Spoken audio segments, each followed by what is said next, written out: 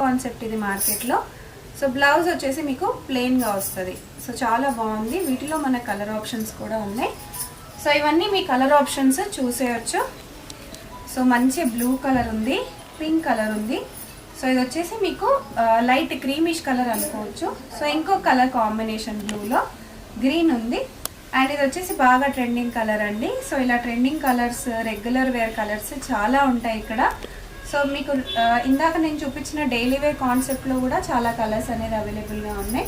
So blue కానివ్వండి, pink కానివ్వండి, and also designer కాన్సెప్ట్లో కూడా మనకి కలర్స్ అన్నీ కూడా అవైలబుల్గా ఉన్నాయి.